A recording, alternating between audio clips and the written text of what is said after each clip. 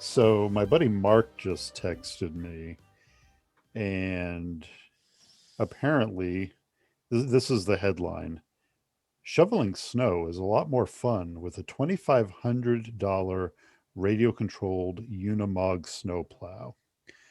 And I can't argue that. I I think if I believe that. I believe that, I think that'd be amazing. Um, yeah, all right.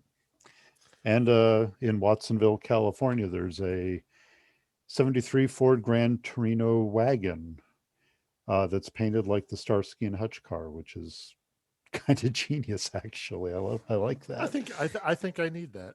I think you need that too. It needs engine work, and it's 6 grand, which seems a little aggressive, but it's very shiny. The chrome is nice. It's got, I don't know what kind of wheels those are. It's got aftermarket wheels that look great. I'm a fan of shiny things. I like a bright, shiny thing. Yep, yep, yep. Clearly. Um, American yes. Racing Salt Flat Special Wheels. Looks great. Hmm. All right. These are not the station wagons that I had growing up. We had no American cars. Well, and of course that begs the question. How did we get into this in the first place? And well, we're getting ahead of ourselves As usual. as Uh, usual. as usual. First of all, he is Reed Hitchcock, And so am I. and so are you. Let's just start over. Sorry, I kind of threw that at you. Uh, All right, no, punt it again. Punt it again. Are we okay, good? okay. I've got it. I'm going to punt it again. We are getting ahead of ourselves. So first of all, he is Reed Hitchcock, And he is Jonathan Bush. and And together we are totally that stupid. and this is totally that stupid, the podcast. Indeed. So, Uh, so station wagons of our station wagons. youths. And that begs the question that we got ahead of ourselves with earlier. How did we end up down this rabbit hole of life? Well, so one of our our faithful podcast listeners. No, not that one. As opposed to As the other one. opposed to the other one. Yes, one of them uh, from that select group said, you guys should really talk about how you how you came to live in this perpetual rabbit hole that is your collective life. And has become the totally that stupid sort of world mantra, Right. whatever. Right. The entirety of our lives that is totally that stupid. Um, and it's an interesting question because frequently when you're traveling down a particular road, you don't know how you got to where you are. But in this case, I pretty I, much know how we got here. I know exactly how I got here. Yes. And it Uh, all started in the days before you were born, my friend. that's true. That's yeah. In my case, that is true. So we this is written, I don't know, in the about us section on the website and other places, but literally we've known each other since Jonathan was born. I am 2 years older than he is, so there were 2 years where I just wasn't a complete person before he came along. That's true. That's And true. It's and hard our, to share. It's hard to share the brain with somebody when they haven't been born yet. exactly. And our parents were actually next door neighbors in a weird row house community in Stamford, Connecticut. For those of you from the area, it was down in Japan. It's kind of a crap hole. But anyway, I believe they referred to it as the commune, yeah. and in fact, a lot of the friends that my parents had came out of that commune. Mm. Your parents, their friends Terry and Lillian, there Peter were a and couple. Joy. Peter and Joy came out Yep, of that commune. yep. Um, did your parents ever keep in touch with all those, or was that really just my parents? Some Okay. they kept in touch. this is another rabbit hole that nobody cares about. This is a sideboard. Edit, edit. No, they kept in touch with Peter and Joy for a while, Okay. but then it was still your parents that kept more in touch than mine did. Right on. All right. Anyway, back to the show, folks. Right. But anyway, so yeah, and our parents literally shared a, they had a common wall, and I mean, all the horribleness that you can imagine associated with that. But as I've heard the story and had it retold over many a scotch and soda and or scotch and water, our dads became friends one day when my father was homesick from work and he commuted to New York.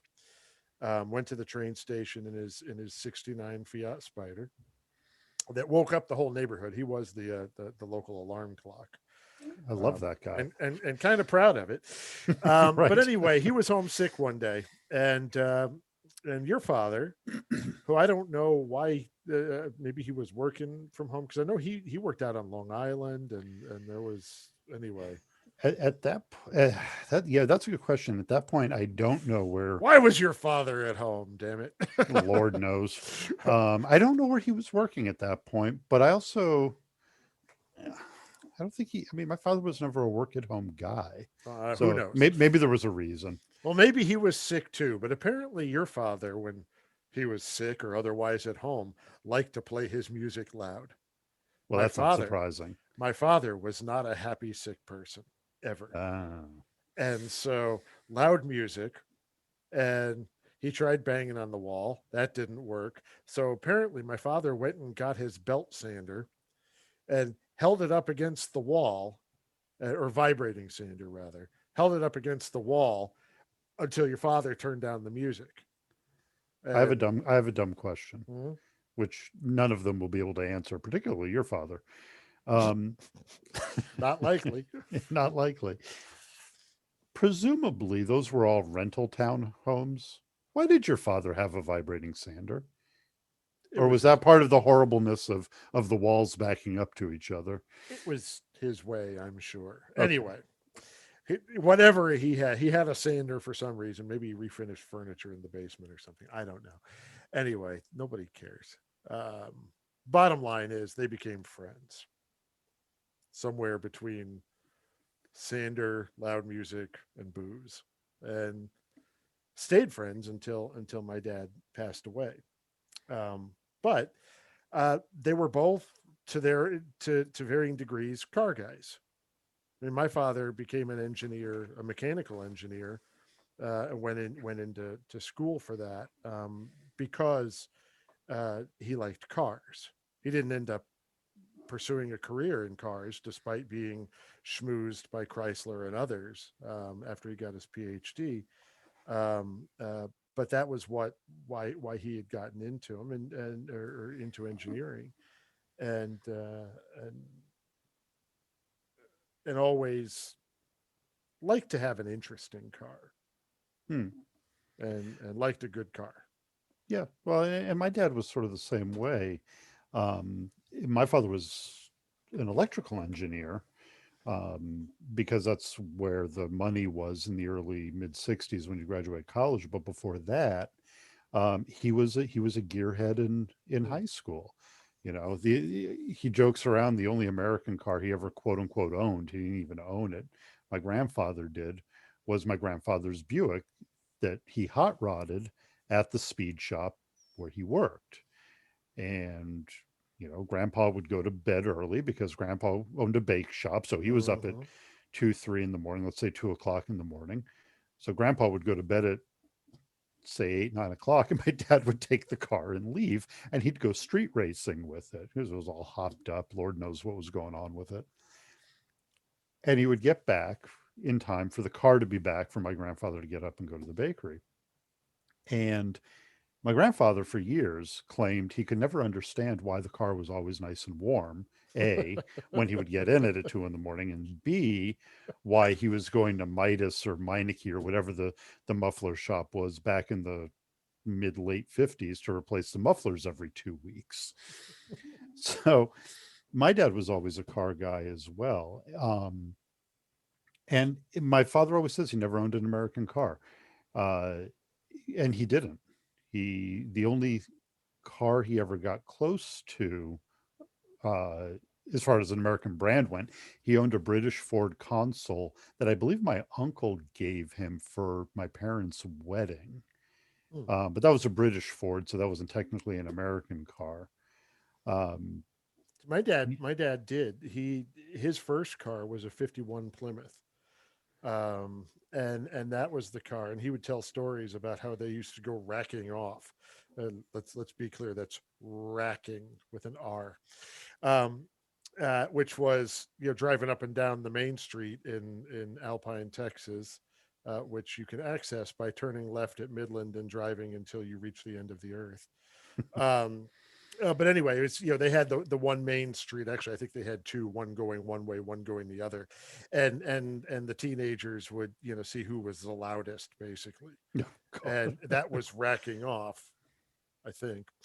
Anyway, so he had this 51 Plymouth, and he got a ticket, for noise, and the ticket said he had to buy a muffler, and he did, and he put it in the trunk, Oh, and letter of the law, spirit of the law, whatever. whatever. There's also the same car, that he had when he took my mother to the drive-in movies. They were high school sweethearts. I took my mother to the drive-in. It had snowed, and his Plymouth was such a pile that it couldn't make it over the speed hump. And so, true gentleman that he was, my mother got out and pushed. I, I You can't make this stuff up. But he also he worked at a service station. In fact, starting at age 15, he lived over the service station, and worked there, evenings and weekends. And Yeah, I mean, I think it was sort of a thing you did if you were a car guy in the 50s, right? I never worked oh, at a gas station. I never worked at a gas station. Um, I did work at a British car shop, summers and school breaks, in Stratford, Connecticut, wrenching on British cars. That's yeah, getting a little ahead of the story, also, I but was going to say, and so now we've told everybody about our dads, which isn't what we came here to tell you about, which although it sets the stage a little bit. it does set the stage. Um, Station wagons, right? So you guys had a handful of them. We had a handful of them. Station wagons, for our younger listeners, station wagons are what SUVs used to be, even before they were minivans. And I know some of you may not know what a minivan is. Hey, some of us still have a station wagon, just for what it's worth. Eh, some of some do. Um, Unlike your SUV. you know, I will take my SUV because I have never owned a minivan, Reed. Ooh, it was short. It was very It short. doesn't matter. All right, we're off topic again. We're off topic. Anyway, how we got to where we are and who we are. We grew up at a time when arguably cars were more interesting. And that's a loaded statement because that really depends on how you define interesting cars. Hmm. If you define interesting cars, as mechanical things that turn fuel into noise, then it was a more interesting time. If you like cars that are basically just computers on wheels, then that was a more interesting time. We find the cars that we grew up with, really in the 70s, 80s, and even into the 90s, by and large, to be more interesting than the cars today. Well, and That I was think, that was also a branch of the rabbit hole. well, yeah, totally. And part of the totally that stupid thing involves. I mean, anybody that looks at the blog can see, at the site can see.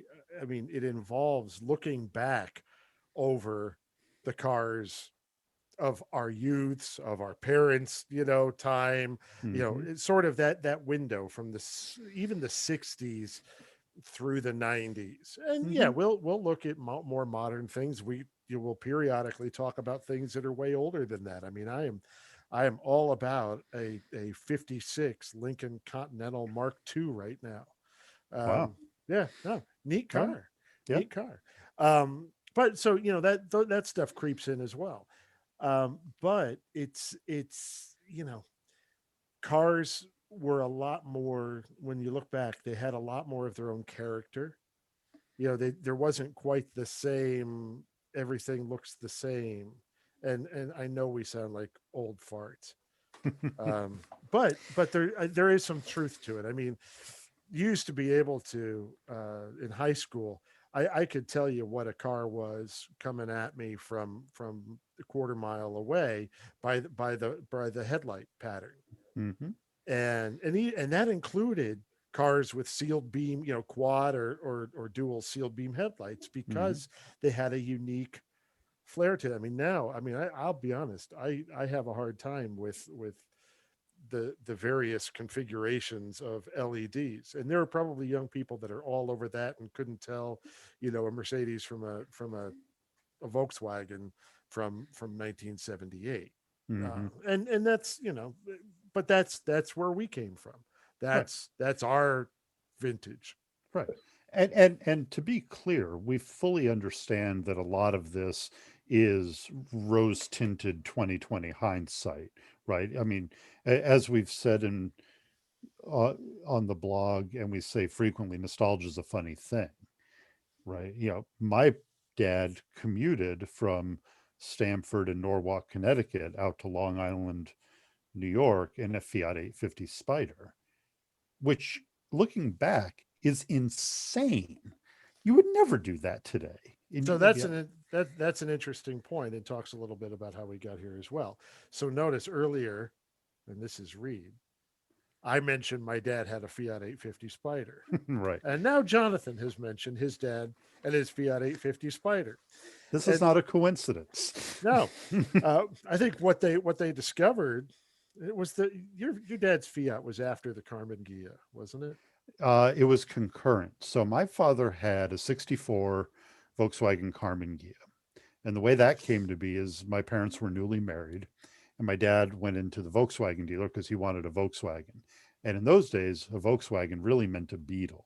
Hmm. For many people, obviously there were other models, Type Twos and whatever else, but um, he went in, and apparently he called my mother from the dealer and said, "Do you want a Beetle or do you want a Carmen Ghia?" And my mother said, "What's a Carmen Ghia?" So he went home with a 64 Carmen Ghia convertible. Hmm. I never rode in that car because by the time I came along, that car was relegated to a corner of the driveway because it was structurally unsound. Hmm. Which is where my father's Fiat 850 ended up, in the hands of my dear aunt.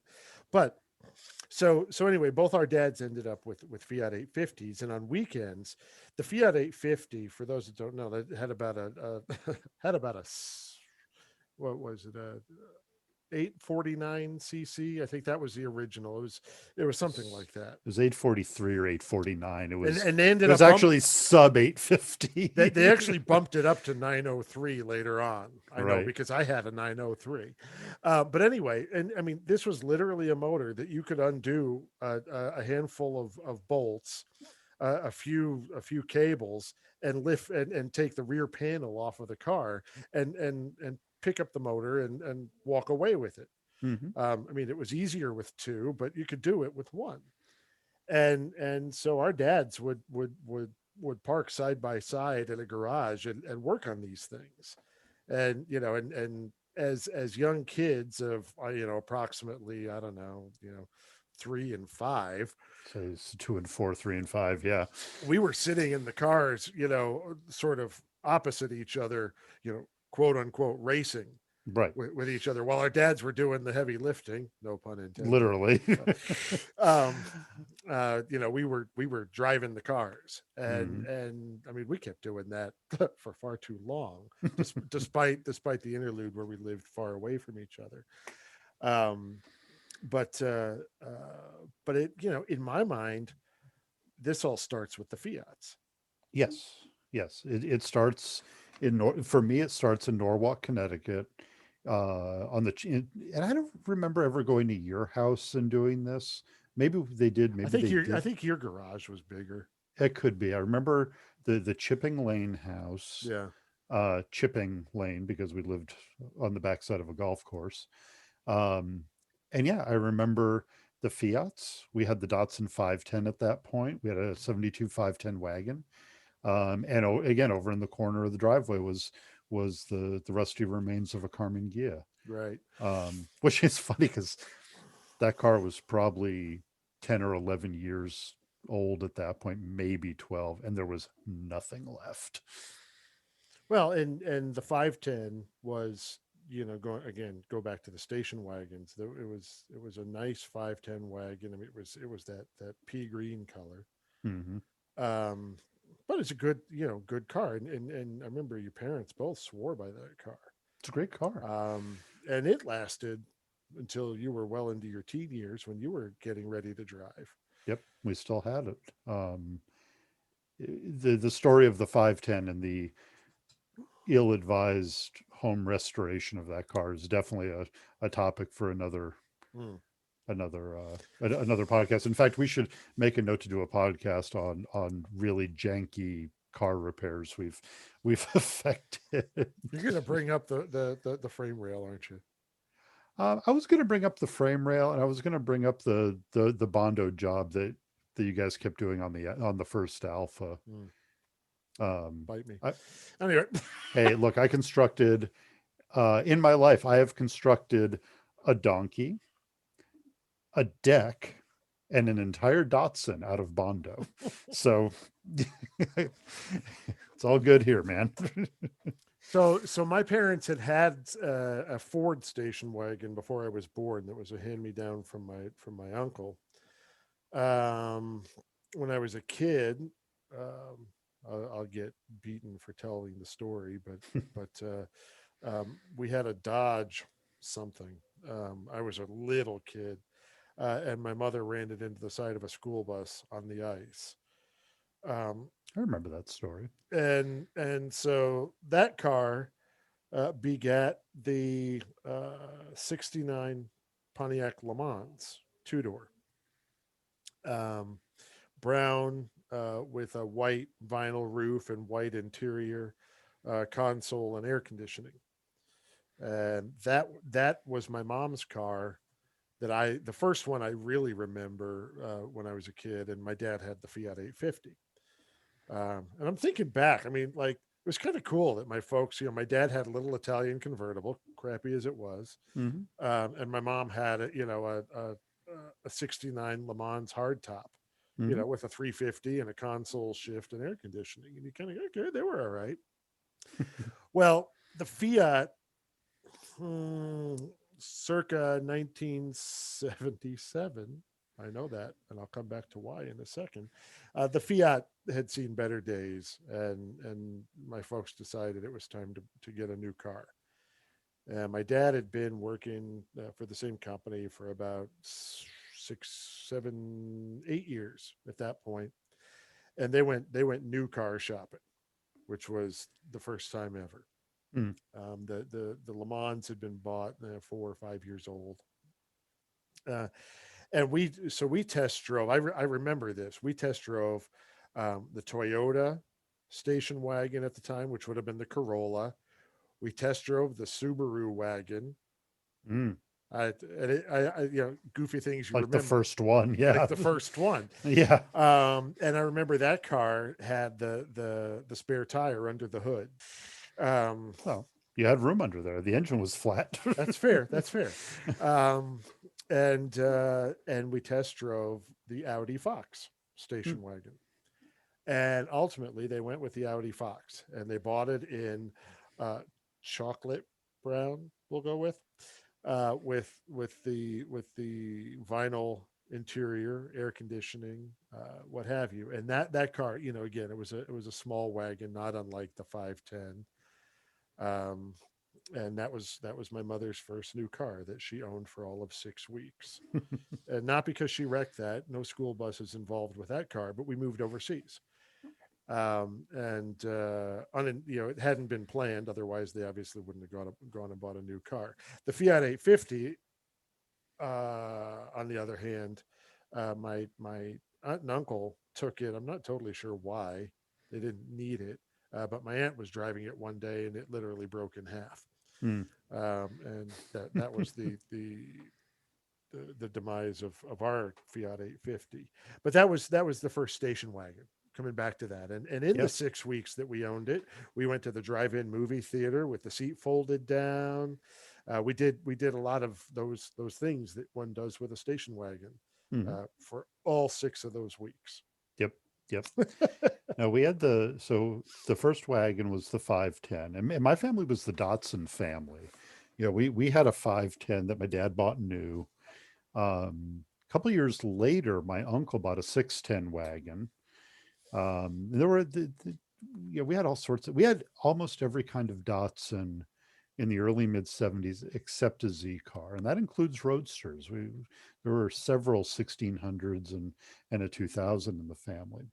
But it's funny you talk about like going to the station wagon, because we had station wagons as company cars for my dad. We had a 78 79 Malibu wagon, maroon on maroon. It was a lot of maroon.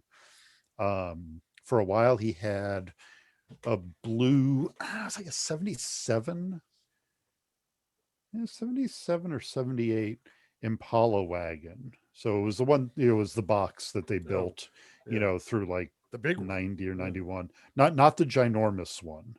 Right, It wasn't, the Granville chassis, right. or that era. It was the quote unquote smaller one.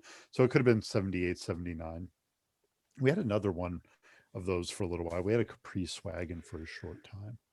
Um, but it's funny you talk about your parents being kind of hip, having this Le Mans and the Fiat. Like my parents were kind of hip too, and Hmm. my mom really couldn't have cared less. But we had the 510 wagon, we had the Carmen Ghia, we had the Fiat. Kind of going up through the years, my father didn't buy a lot of new cars. He had company cars. Mm. We had that 510 forever. um, in '85, he had an Audi 5000 that he got new. That was a company car, and he had that for a number of years. Well, so you guys had the 510, and then a variety of company cars Right. until we all regrouped. So we left Connecticut in 77. I guess you guys left around what, 80, 79, 80,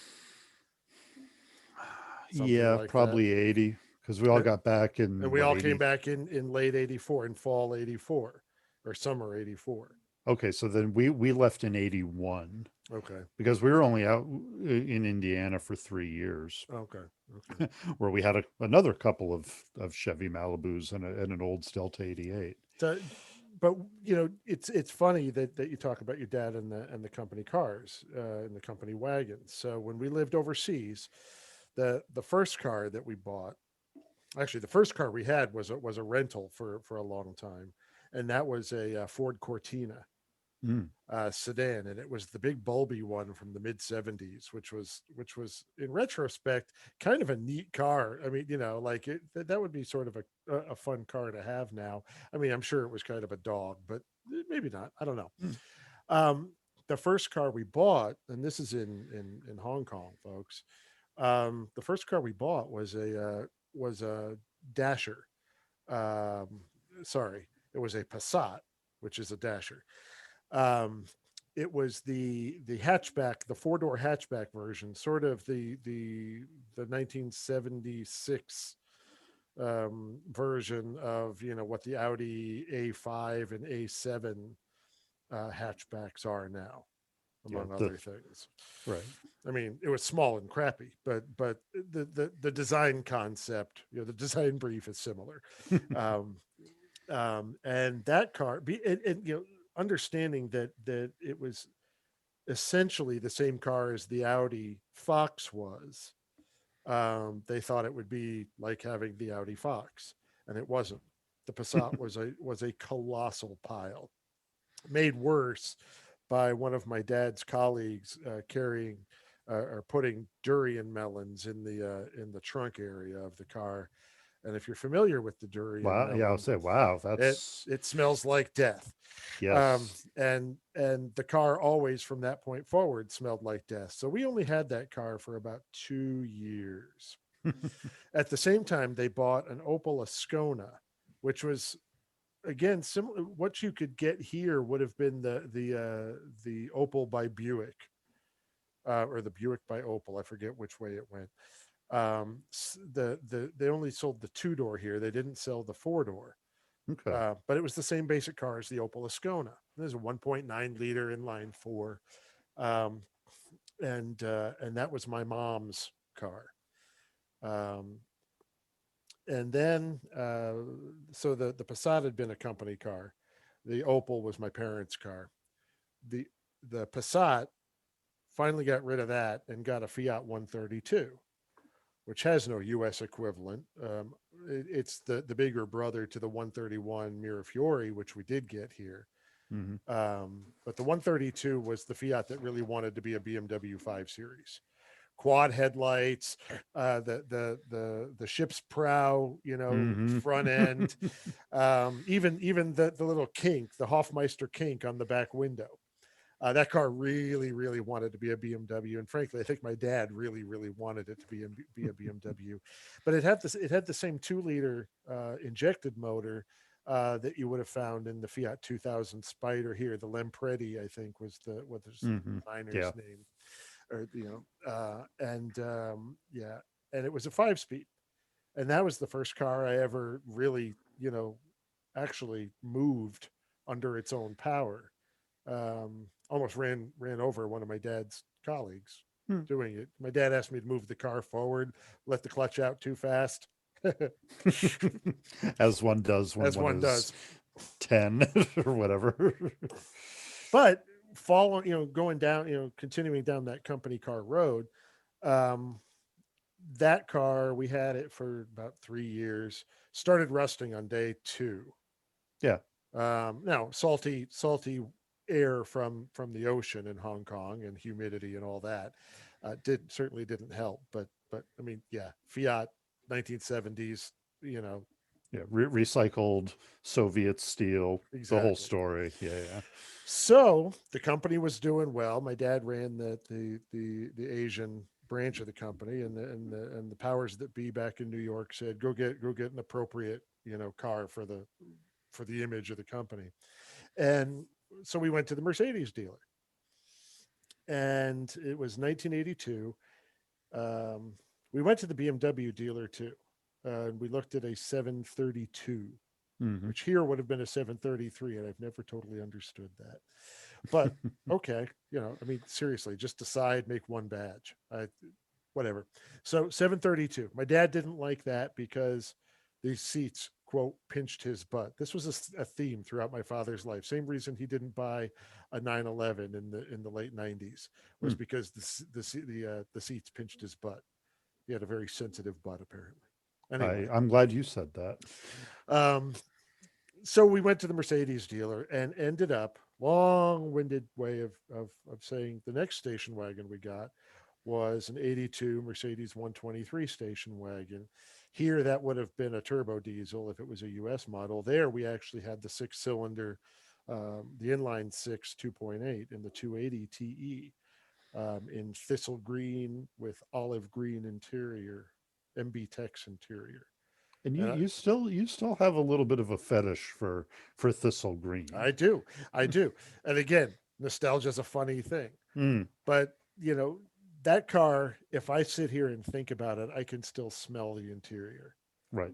Partly, we got it brand new. So, I mean, so it was fresh. Hmm. In fact, I remember waiting for it. And my dad was funny because he was looking at the 230 TE, which was the four-cylinder, the inline four, but also gas powered. And in 82, what we didn't know, in 81, there was a model difference in the 123s where they sort of separated the higher end 300 TD and 280 TE from the lower end, basically the four-cylinder versions.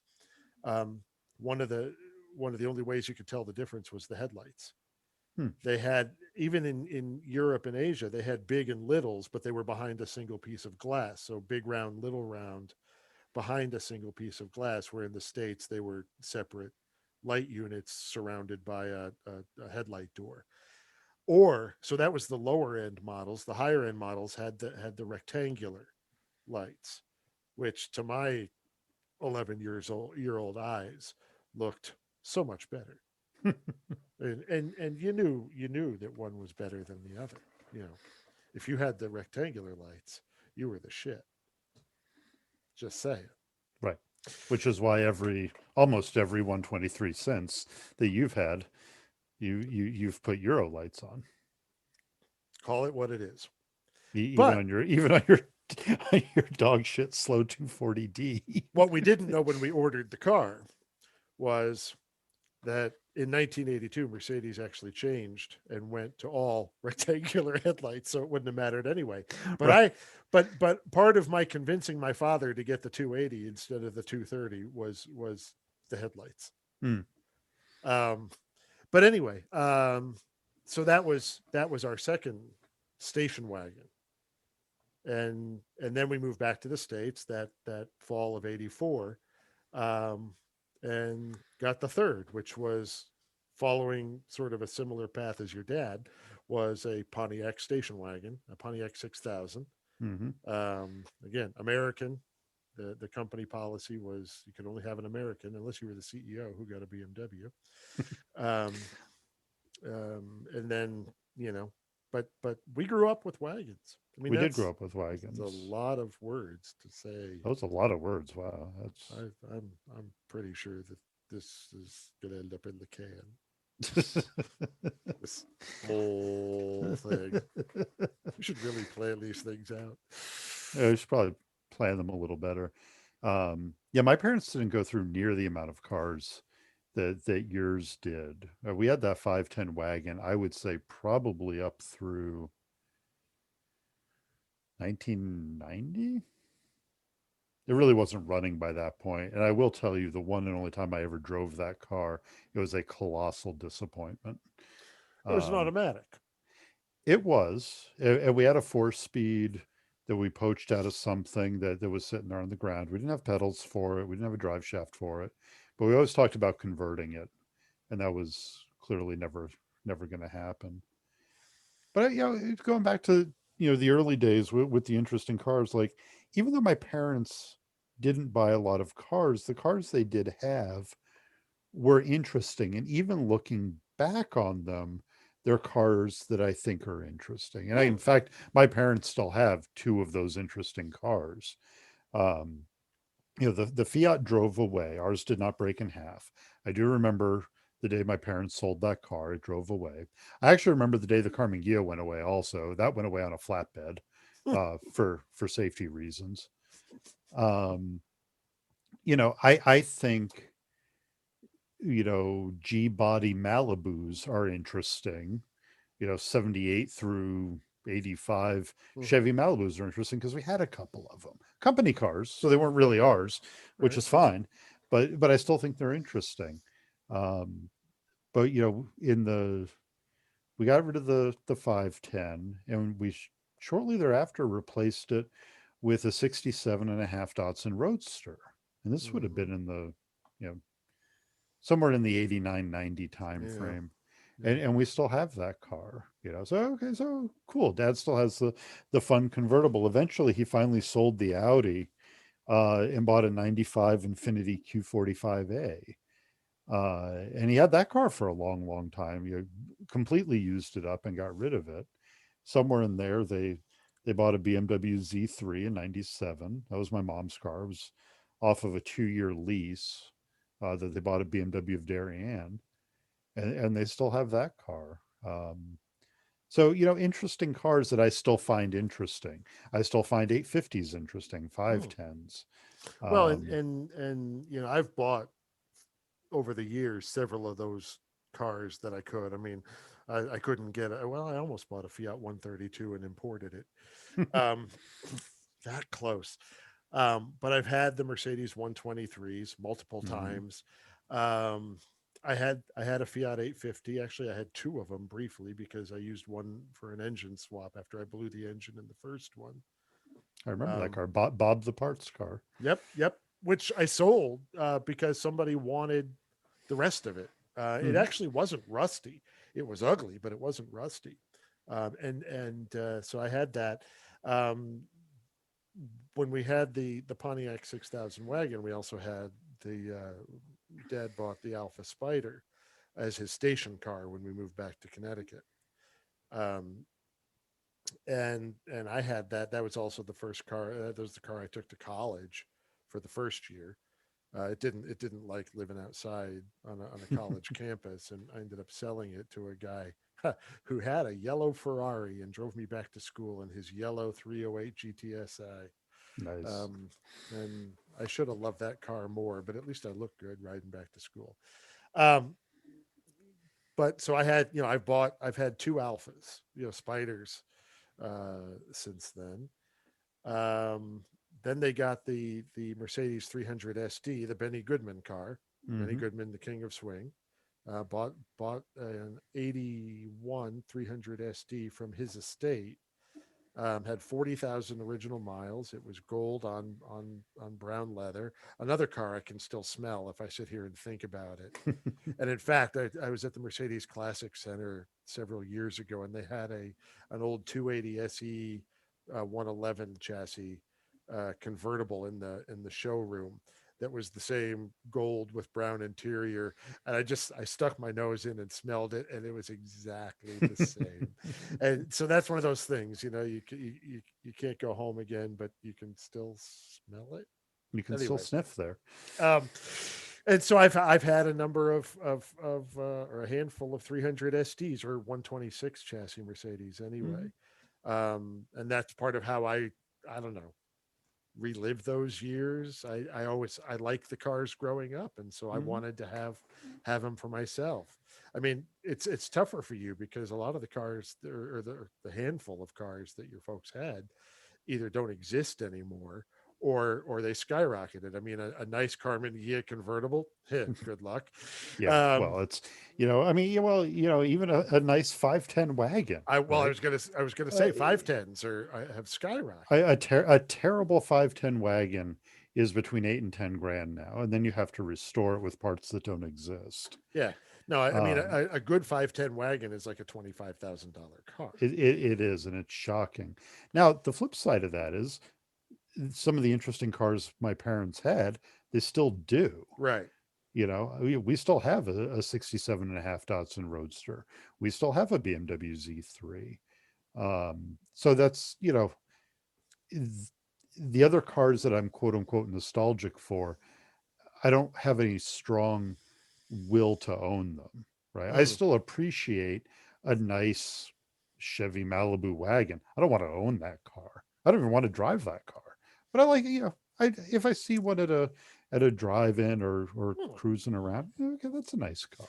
Well, the Fiat thing is funny. So yeah, it was probably 3 4 years ago now. I found it was just this absolute mint condition Fiat 132 sedan, and it was in I want to say it was in the Czech Republic I think it was a former Soviet bloc or country. Lithuania or something like Yeah. that. Anyway, and the guy was really nice. I found it on mobile.de. The guy was really cool, and I mean, and the car, I think it was like 6,000 US dollars. It really wasn't because nobody cares. Nobody Uh, cares. so I was really I was running the numbers. I was talking to people about importing it, and I was having a hard time pulling the trigger. And it was even the same colors as the one we had, light metallic blue with sort of a weird brownish tannish interior. Hmm. Um, but I thought that would be a neat car to have here because you'd have like the only one, or one of the a handful of them. So you go to a Cars and Coffee, what have you. It would be an interesting conversation piece and Hmm. scratch that nostalgia bug. So by the time I finally like had it in my head, I'm going to do this. I reached out to the guy. I just sold it. That was a nice car. That car came out of Italy or something, and it Yeah. was rust free. It was a Yep. really, I mean, if that's the car you want, that was the one you Oh, wanted. it was gorgeous. I think it even had AC, which as I get older, I come to value more and more, especially in the mid Atlantic here. Yeah. Um, no, I've almost pulled the trigger on an 850 a couple of times. Um, Back when they were cheap, and it never seems to be the right time to take on a needy Italian car. And At least in my world. I mean, and the beauty of the 850, having owned one for a period of time, what I liked about it really was that easy to work on. I mean, Hmm. so I blew my engine. I threw a piston in mine, in the first engine, and so put the parts car engine. My dad and I literally just backed the cars up to each other, and did it, which was fantastic. And he had done it before, so he knew where the hidden screws were and Well, I stuff. was gonna say, so was that just, I mean, it couldn't have been muscle memory. It was 30 odd years later, right? I mean, Uh, we didn't crack a book. nice. Yeah, no, I mean, but it really was that simple. And the parts car also came with like these beautifully restored seats. So the Hmm. ones in my car, in the car that I had originally, were sort of flimsy, and like they had a cheap cover on them and stuff. And the parts car came with these glorious, like brand new OEM looking seats. So I put those in mine. But the 850 was not, it was, again, go back to 1970s Italy, poor steel. Now mine wasn't really rusty, but things didn't really fit that well either, Right. like the doors and the hood, and so I remember I paid $1,200 for that car new, Hmm. or well, new to me. I bought the parts car for $350, and this is circa 1999. Hmm. Um, I paid $350 for the parts car, both of them running and driving cars, and sold the lot for like $2,400, Okay. and I felt like that was a success. Yeah. No, at the Um, time it was. and fun little car, couldn't get out of its own way, but when you're that low to the ground, Yeah. it feels like all the speed. I mean, that's a slow car that you drive all out, and it feels fast. Yeah. No, you drive it flat out all the time.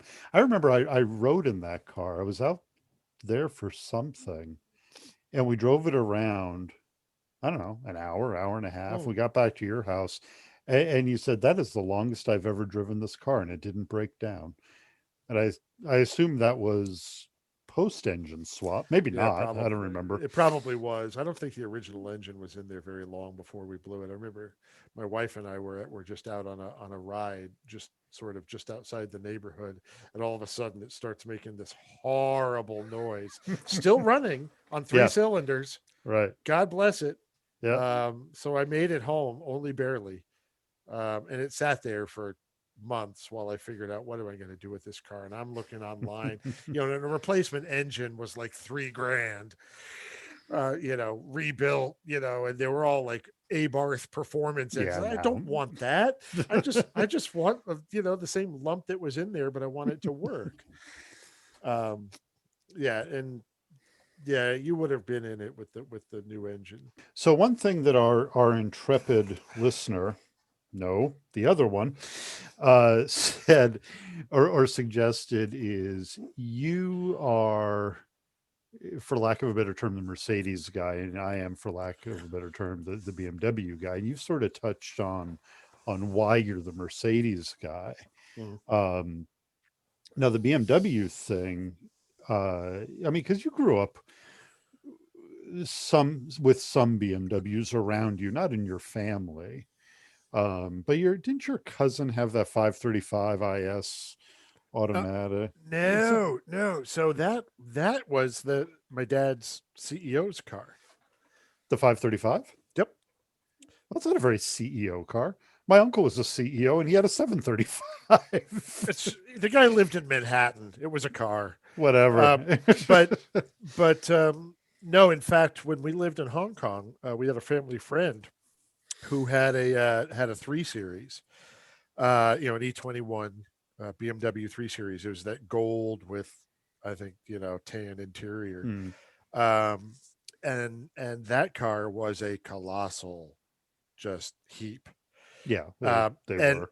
and it Apologies to all our E21 lovers out there, but sorry. Like, and and the same guy came to visit us in Connecticut with a friend of his in a BMW 2002 hmm, that died in the middle of our driveway, and we spent an hour getting it running again.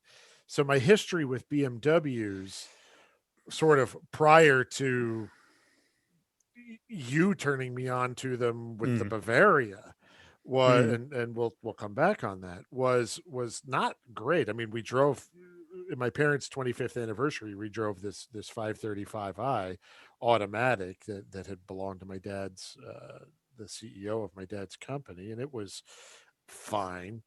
it was a It car. It was a car. it was not the all out experience I was hoping it would be. No, it was not the ultimate driving machine.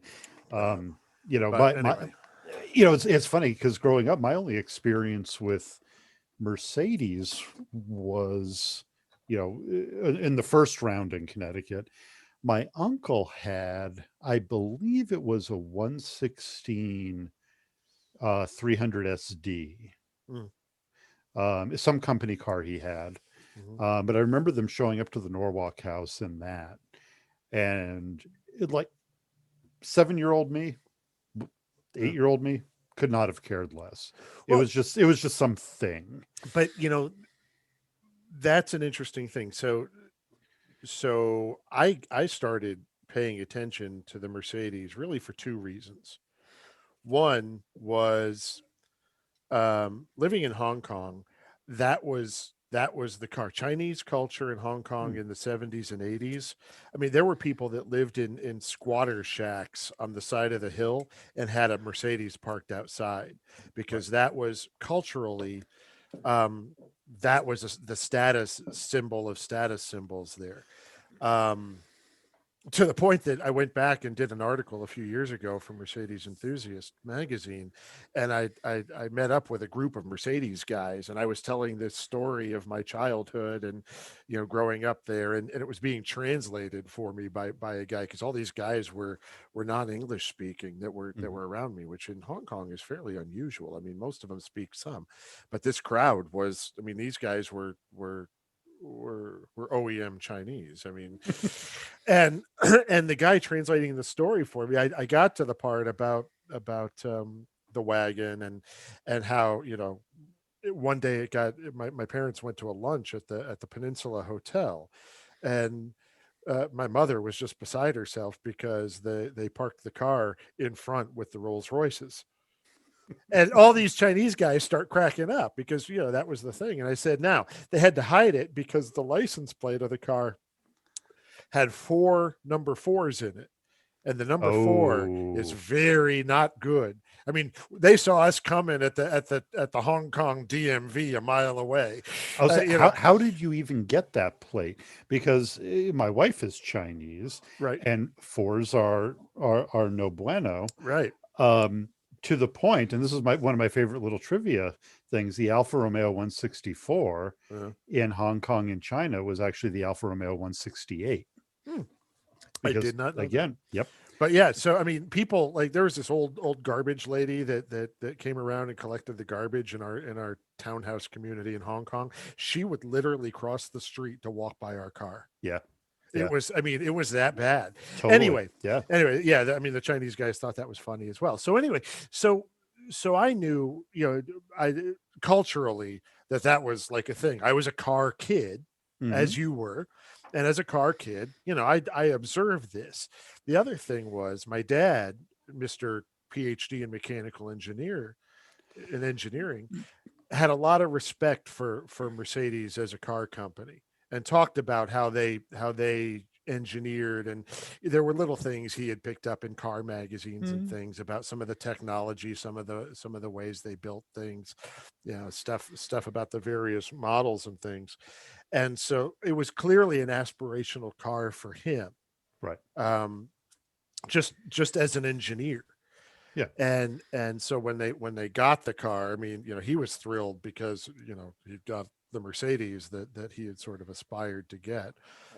um, and the wagons even there were somewhat unusual, so it was sort of a cool car to Mhm. have. It was 86 when Benny Goodman died, so it'd been back for a couple of years. And yeah, I don't know what really prompted my folks to buy that car other than true story. My dad and I went and test drove it. My mother didn't even go. First diesel he'd ever driven. Mm. But and I sat in the back seat, and I just remember thinking, okay, this is cool. I always loved that 126 S class. I had a friend in Hong Kong. We had the wagon, the 123.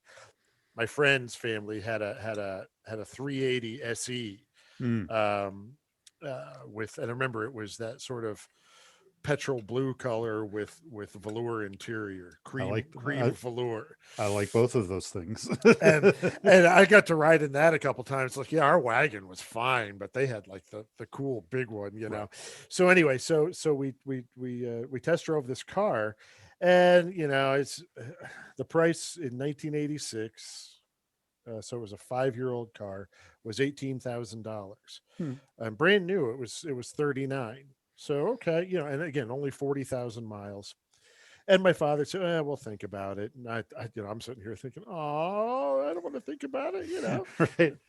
And a couple nights later, my parents were at work in Manhattan, and I get a call at about 6:30. Now I would make dinner for the family, as the oldest child at home. Um, and they basically called to tell me two things. One, we're at happy hour, so go ahead and eat. And two, we're at happy hour and had a good stock day. So why don't you call that lawyer who's repping the car and tell him we'll buy it? So I actually consummated the deal Nice. on the or at least teed up the deal on the Benny Goodman 300 SD. And that car, I took my driver's test on that car. I used to drive it periodically before I had a driver's license. Go play Dukes of Hazard on snow days in the ice. It's amazing that a lot of us survived that. Um, um, but but when I was in college, the car had gotten older. It had needs. It had a little bit of rust. Dad, the engineer, decided to buy a Lexus instead, LS 400, because in 1993 or whatever it was, that was the luxury car to beat. Well, Um, right. of that ilk, of the where your dad got the Infinity, which I've always argued, or we've always, I think, agreed, was more the Japanese luxury BMW. Right. The Lexus was always more the Japanese luxury Mercedes, at least in the early mid '90s. Mhm. I mean, now I don't know what's what. They're all the same. They're all the same. But anyway, so he traded in the Benny Goodman car on the Lexus, and I'm still a little bitter about that to this day. Anyway, but that Um, was that was how I got into the Mercedes, was just it was the culture and what we had, mhm. and I liked them. Mhm. And I still do. I mean, there's no less than, well, let's see. Right now, there's three in front of my house, and one at my mother's house because the garage is a mess. So the BMW thing. So again, my uncle showed up at our house once or twice with the 116, and I don't recall my dad ever really caring. My dad Mm, liked cars, mm, but he wasn't enamored with the engineering of any particular mm, brand. He liked value in his cars. mm, Thankfully, a lot of the cars that he really appreciated the value about, we didn't wind up buying. Right, like my dad thought the Chrysler K car was a hell of a value, and in his mind, it was a six-passenger car for $6,000, and that's a that's a tremendous value. Thankfully, he never pulled that trigger. Anyway, the Audi was a nice car. so the Audi was more car for the money than a BMW 318 four door. Oh yeah. Yeah. But that's why, right? They were both like $24,000 in 1985, Mm, and the Audi was bigger. It was probably just about as powerful. I mean, 318s were kind of dogs, um, but it was quieter. It had more goodies, mm, and that's why he went with the Audi. But the BMW thing started in really like 1979, 1980, really out of off my radar. So mhm. my uncle, same uncle, at some point had an E12 528i. And those cars were hot rods Mm. back in the day. I mean, in 1979, that was a sub 8 second to 60 car. Oh yeah. And that was a fast car. Um, and my cousin totaled it. And I remember my dad talking about some business deal or something, irrespective of my uncle. And you got to remember, when Reed and I grew up at this time, it was all about the Dukes of Hazzard. It was all about Smokey and the Bandit. Oh yeah. So I remember my dad talking about getting a 5 Series BMW, and this would have been the first time in Connecticut, so 80, 81. And I remember, I didn't know what the hell a 5 Series BMW was, Sure.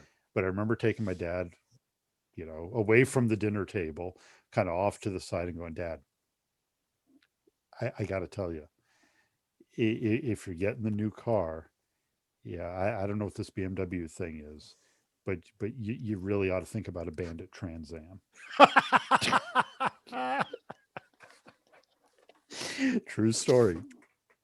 I remember where we were in the Norwalk house, like what part of the house we were in. But anyway, That's pretty good. so fast forward to the mid '80s when we're all back in Connecticut. My dad gets the Audi. My uncle shows up with an '85 735 i5 speed, silver on, I believe it was silver on brown, but it was a stick. It was a Mm, big, tubby German sedan, mhm. but it had three pedals and a stick. And I remember thinking, well, that's pretty cool. And my cousin, same cousin who totaled the 5 Series, some number of years prior. Which now you've mentioned twice, and we've lost our other listener. So, Oh, I don't think he listens. He reads our stuff. I don't think he listens. oh, Maybe okay, he does. okay. Um, um, he took me out on the back roads through the woods of Easton, Connecticut into Trumbull and drove the 7 Series like you would drive a 3 Series. And as they say, that's when I got religion. Hmm. And Hmm. and that was where it started.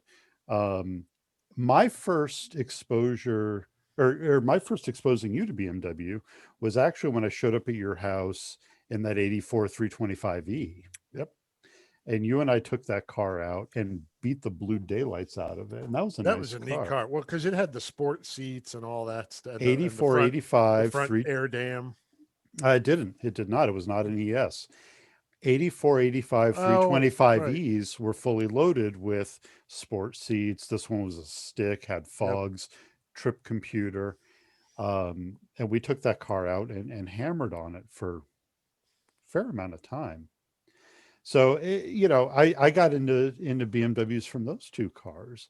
And then I remember when I was living in Quincy, Massachusetts, in a parking lot across the street from the pizza place I went to far too often, there was a pile of snow over the winter.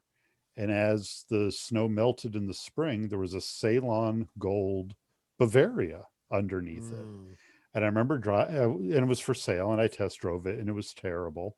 It needed carb work, and everything was worn out, and the brakes didn't work. Um, but shortly thereafter, I moved to California and got even deeper into BMWs. I bought a Bavaria, one of many, and I got into E30s and I got into E28s.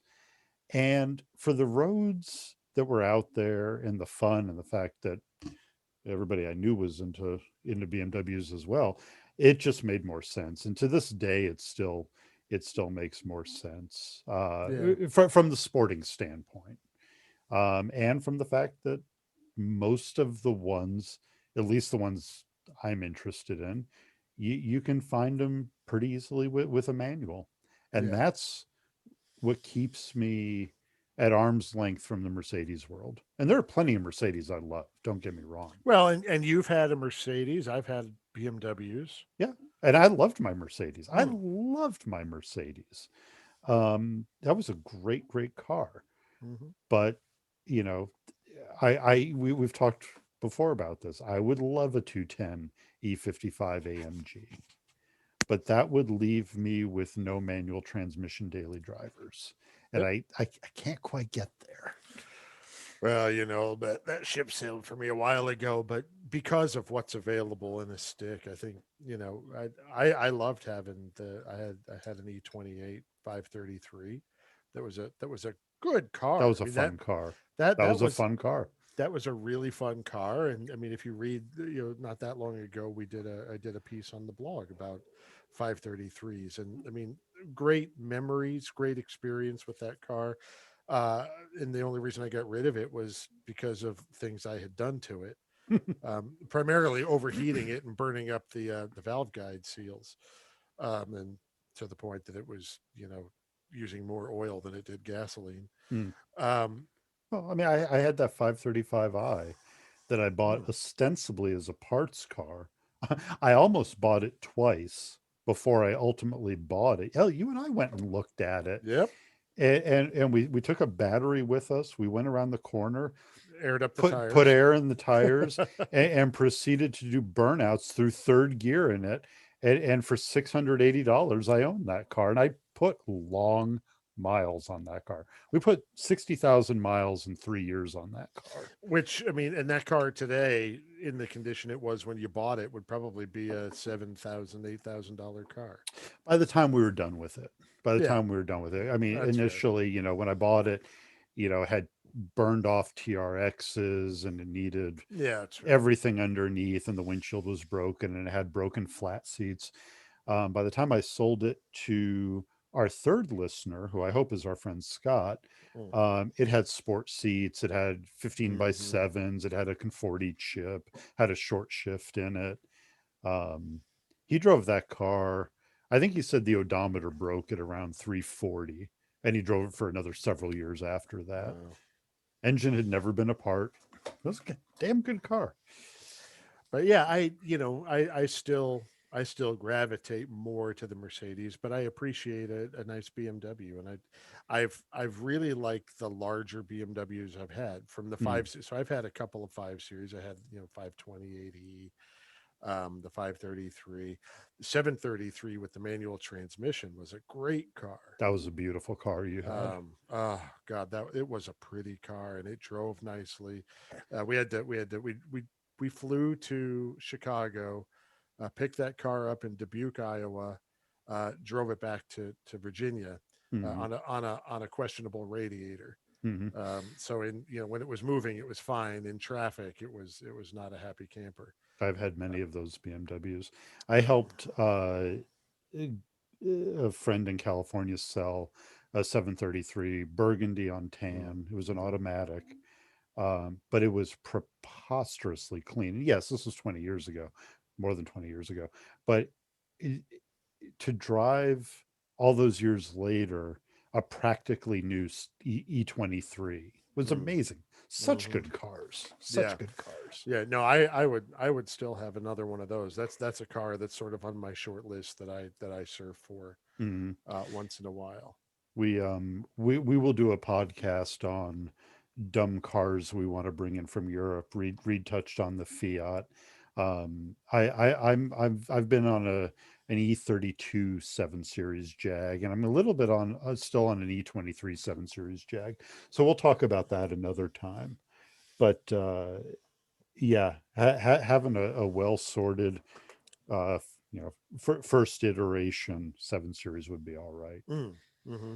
Um, yeah, so that's kind of how we got to where we are. I am the quote unquote big air quotes BMW guy. Reed is the big air quotes Mercedes guy, but it's not that delineated. It's not. We are the cars. We are the car people. Our parents made us.